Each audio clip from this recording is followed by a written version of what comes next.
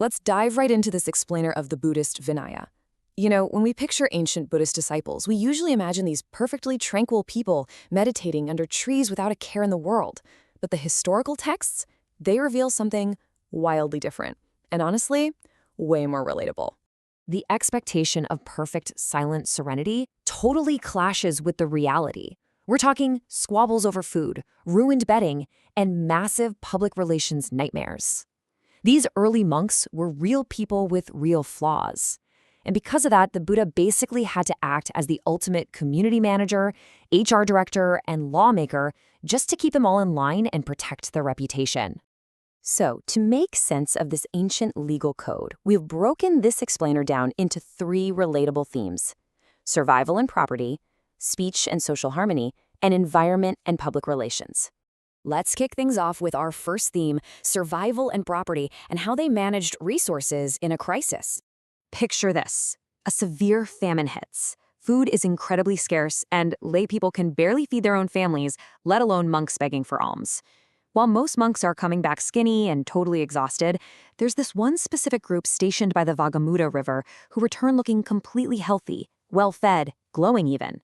How'd they pull that off? Well, they ran a calculated PR stunt.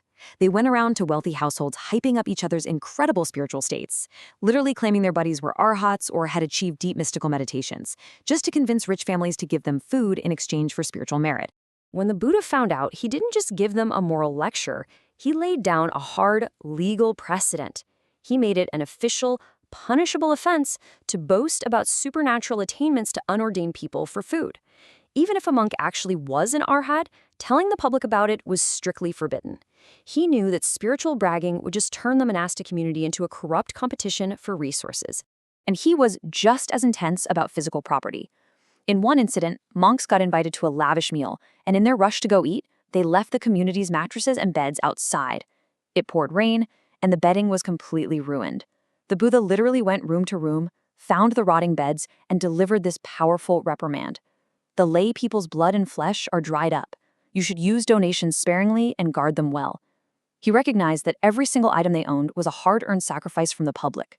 Wasting that bedding or boasting for food both resulted in what the text calls a pachitiya.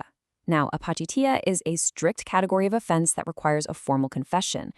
The text actually describes it as a boiling, burning covering that will obstruct a monk's spiritual path if it isn't confessed. You're going to hear that term a lot today because it became the absolute standard tool for correcting bad behavior.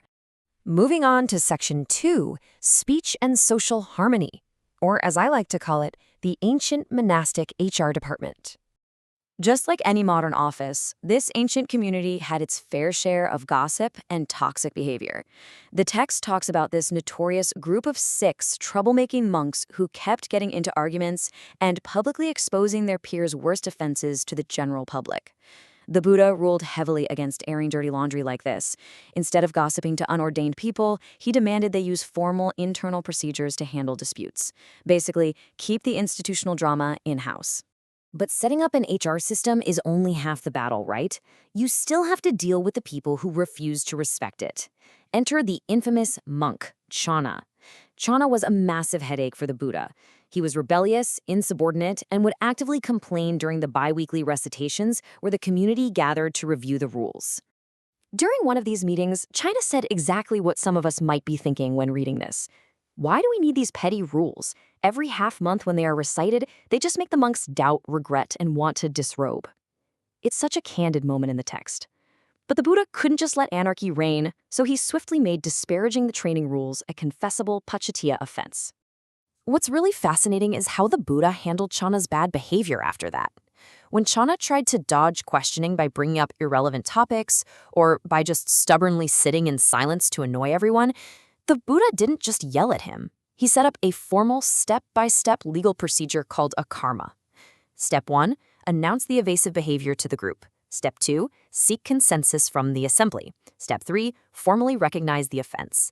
It was the absolute perfect bureaucratic response to passive-aggressive behavior. The Buddha also had to step in to protect the people doing the actual administrative work. Take Daba, a monk officially designated to distribute food and lodging. Because resources fluctuated, some monks ended up with coarse, unappetizing food. Out of pure spite, they accused Daba of assigning meals based on personal bias and anger. The Buddha immediately ruled that making malicious, unfounded accusations against appointed officials was a serious offense, giving his administrators legal protection so they could actually do their jobs.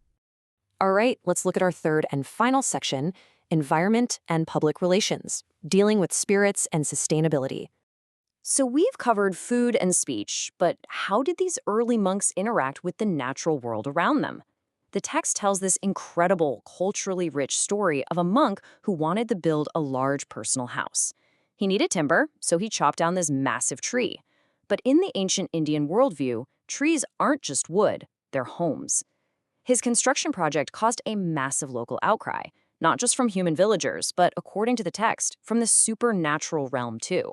The story goes that the spirit living in the tree actually appeared before the Buddha in the middle of the night.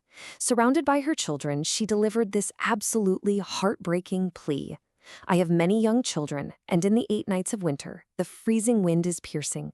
Where can I safely put my children? She had been violently evicted, all because a monk wanted a bigger house. Now, as a modern reader, this supernatural scenario is super fascinating, but it raises a very practical question. How did the Buddha handle this bizarre environmental PR crisis? Laypeople and deities alike were furious, seeing the monks as destructors of life rather than peaceful ascetics. The community's entire reputation was on the line. He resolved it by introducing the legal concept of a ghost village, or spirit village. This legally acknowledged that plants, trees, and natural elements are literal homes for all sorts of life. And the text doesn't just mean tree spirits. It explicitly mentions physical creatures too, like mosquitoes, ants, and insects. The Buddha essentially codified the concept of an ecosystem right into monastic law. To protect these habitats and the Sangha's reputation, the Buddha explicitly outlawed the destruction of plant life. He meticulously broke it down into 5 protected categories: root seeds, stem seeds, joint seeds, fallen seeds, and fruit seeds. Whether it was a piece of bamboo, a willow tree, or scattered grains, chopping or burning them became a pachatiya offense. Long before modern conservation movements, the Buddha established an ancient environmental protection law to keep his monks in harmony with nature. And this perfectly illustrates our main takeaway for this explainer. When you read through the Vinaya, it is so easy to get lost in the endless lists of rules. But as we've seen today, these hundreds of rules weren't meant to be suffocating or arbitrary punishments. They were incredibly practical, reactive frameworks designed to solve real human problems, maintain internal harmony, and protect the public faith that kept everyone fed and sheltered. Which leaves us with a final provocative thought.